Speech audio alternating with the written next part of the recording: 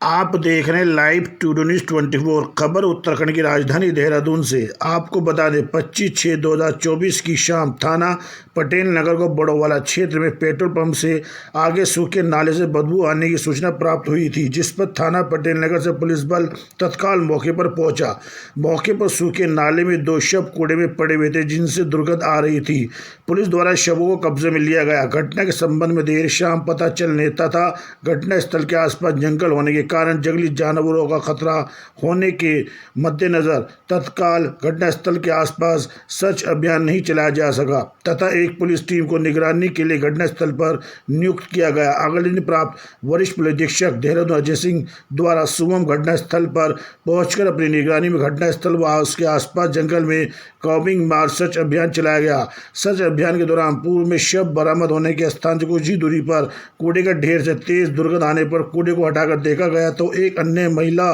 का सड़ा गला शव ढेर के नीचे दबा हुआ मिला, जिसे आवश्यक कार्रवाई के लिए मोर्चरी में भिजवाया गया। घटनास्थल से एक अन्य महिला के शव मिलने से साफ जाहिर हुआ कि उन सभी शव एक ही परिवार के सदस्यों के हैं। घटना की संवेदनशीलता के मद्देनजर पुलिस अधीक्षक देहरादून द्वारा घटना के अनावरण के लिए तत्काल अलग टीमों का गठन किया गया। साथ ही पुलिस नगद अधीक्षक के साथ लगातार टीमों के साथ मौजूद रहकर मॉनिटरिंग की गई। गठित टीमों द्वारा जनपद के सभी थानों व आसपास के जनपदों मुजफ्फरनगर, सहारनपुर, बिजनौर आदि स्थानों पर नियुक्त कुछ दिनों में किसी महिला व उसके बच्चों की गुमशुदगी के संबंध में जानकारी की गई,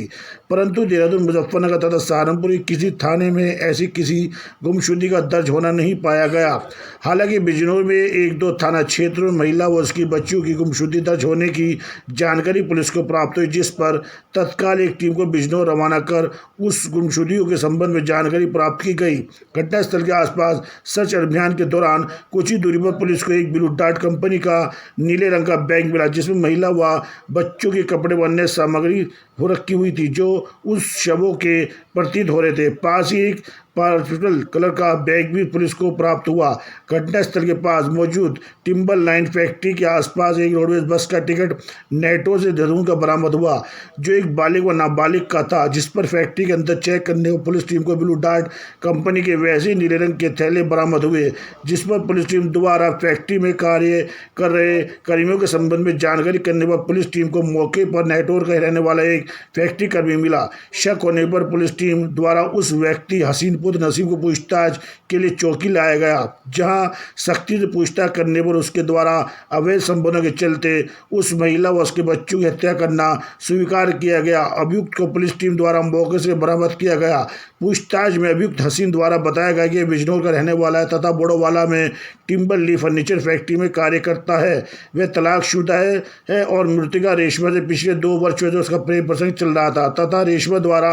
अभियुक्त पर लगातार शादी करने तथा साथ रहने का दबाव बनाया जा रहा था। रेशमा समय समय पर अभियुक्त व खर्चों के लिए पैसों की मांग करती रहती थी, जिस पर परेशान होकर अभियुक्त द्वारा उससे पीछा छुड़ाने का प्रयास किया गया, परंतु वे लगातार उसे फोन तथा मैसेजों के माध्यम से अपने साथ रहने की जिद कर रही थे, जिस पर अभियुक्त द्वारा उसे देहरादून में कमरा ढूंढने तथा उसके बाद बुलाने की बात कहकर लगातार टाला जा रहा था। दिनांक 23/6/2024 की शाम मृतका अपनी पुत्री आयत उम्र 15 वर्ष तथा आयशा उम्र 8 माह के साथ ISBT देहरादून आ गई तथा अभियुक्त को फोन कर अपने देहरादून आने की जानकारी दी, जिस पर अभियुक्त ने उससे पीछे छुड़ाने के लिए उसे रास्ते से हटाने की योजना बनाई तथा अपनी मोटरसाइकिल संख्या UP 20 BE 1915 ग्लैमर से उसे लेने ISBT पहुंचा तथा रेशमा व उसके दोनों बच्चों को लेकर सीधा टिम्बर ली फैक्ट्री गया, जहां उन्हें रात्रि में सुलाने के पश्चात अभियुक्त द्वारा पहले मृतका रेशमा का गला दबाकर उसकी हत्या की तथा उसके बाद दोनों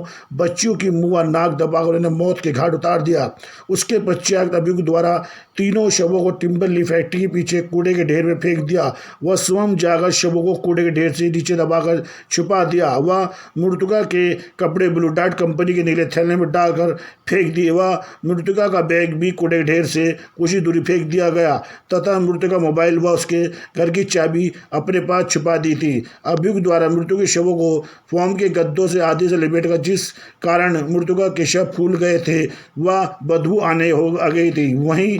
देहरादून महिलाओं व बालिकाओं संबंधित जघन्य हत्याकांड के खुलासे पर पुलिस महानिदेशक द्वारा पुलिस टीम को प्रशासनिक पद देकर सम्मानित करने की घोषणा की गई है। घटना का अवलोकन करने वाली पुलिस टीम को पुलिस महानिरीक्षक गढ़वाल परिक्षेत्र द्वारा 25,000 रुपये नगद पुरस्कार से पुरस्कृत करने की घोषणा की गई है। वाला में एक नाला है जो फॉरेस्ट से लगा हुआ, वहाँ पर कुछ स्मेल से आ रही है फॉग से। सूचना पर पुलिस टीम पहुंची थी और वहाँ पर जब सर्च किया तो देखा वहाँ पर 2 डेड बॉडी मिली थी और चूंकि देर साय का वक्त था, 2 डेड बॉडी को रिकवर करके मॉर्चरी भिजवा दिया गया था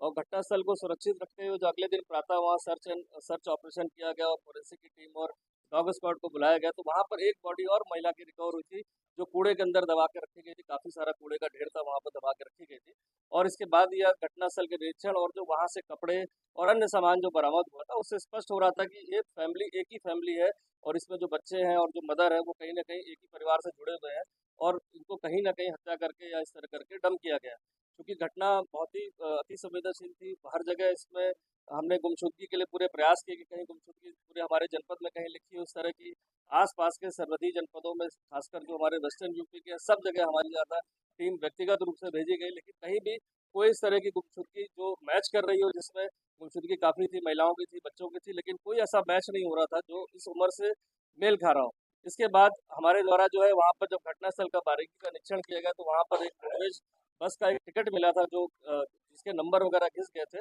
लेकिन उस सीरीज़ को देखते हुए हमने सारे कॉम्बिनेशन पर जो उसको ट्राई किया और ये पता चला कि एक बस जो नेटौर से चली थी वहाँ पर 2 लोग इसमें चढ़े थे जो थे और वो टिकट उन्हीं का प्रतीत होते हुए हमने पूरा अंदाज़ा लगाते हुए सीसीटीवी फुटेज बस स्टैंड के लिए वहाँ पर वो महिला और बच्चे एक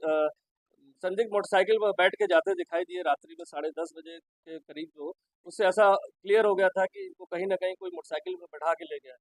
जो घटनास्थल था वहाँ पास ही में एक फैक्ट्री जहाँ पर 11-12 लोग काम करते हैं, जिनमें से एक व्यक्ति वहाँ पर पूछताछ में हमारे था जो नहटौर बिजनौर का रहने वाला था। शक के आधार पर जब मोटरसाइकिल को मैच किया गया उसकी, तो पता चला ये मोटरसाइकिल उसी तरह प्रतीत हुई फुटेज में और इसके बाद जब उसकी कॉल डिटेल और अन्य पूछताछ की गई तो उसके द्वारा इस समस्त घटनाक्रम को अपने द्वारा करना बताया और साथ ही ये भी बताया कि उसका मृतिका के साथ काफ़ी समय से संबंध था और उसका एक बच्चा भी अभी जो हुआ है रिसेंटली, और साथ ही साथ मृतिका चूंकि विडो है, उसने तलाक दे रखा है, वो बार बार उससे जिद कर रही थी देहरादून में अपने साथ रखने के लिए और साथ ही साथ खर्चे के लिए पैसे भी मांग रही थी, जिससे परेशान होकर वो काफ़ी परेशान था। जिसमें जो मुल्जिम का नाम उसमें हसीन आया जो रहने वाला नहटौर का ही है। और जब मृतिका अपने बच्चों के साथ बस से पहुंची तो उसके दिमाग में था कि ये जो घटना स्थल है वहाँ पर सुनसान रहता है, 7 साढ़े 7 बजे के बाद वहाँ कोई एक्टिविटी नहीं रहती है। एक नाला है जहाँ पर बरसाती नाला है जो बरसात में बहता है, तो उसको लग रहा था डेड बॉडी को अगर यहाँ छिपा देते हैं तो बरसात में वो कहीं ना कहीं बॉडी बह जाएगी और पता नहीं चलेगा। तो देर रात्रि उसको वहाँ बुलाकर जब वो मोटरसाइकिल से लेकर आया तो उसने मृतिका को बहाने से उसका गला दबा दिया और साथ ही 2 बच्चों का भी सोते में गला दबा के और समस्त घटनाक्रम को छुपाने के लिए उसके सामान को विभिन्न जगहों पर जंगलों में फेंका, दाएं बाएं कूड़े में दबा दिया। साथ ही साथ बॉडी भी इस तरह से दबा दी गई अंदर और ऊपर फोम रख दिया गया जिससे कि बॉडी की स्मेल ना आए और बॉडी जल्दी गल जाए गर्मी के कारण। और समस्त चीज़ों को करने के बाद वो अपने घर चला गया। मृतका का मोबाइल उसने अपने पास छुपा कर रख लिया था जो उसके निशानदेही पर बरामद कर लिया गया। तो समस्त घटनाक्रम में जो इसमें हसीन नाम का जो अभियुक्त है उसकी गिरफ्तारी कर ली गई है। इसमें मुकदमा धारा 302 में पुलिस द्वारा दर्ज कर लिया गया है। साथ ही साथ जो साक्ष्य मिले सीसीटीवी फुटेज उनसे भी अब टैली हो गया है कि इसके द्वारा ही मृतका और उसके परिजन को बैठाकर परिवार को और इस तरह ले जाकर सुनसान जगह पर ले जाकर गला दबा के हत्या करने के बाद सभी साक्ष्यों को मिटा दिया गया। इसमें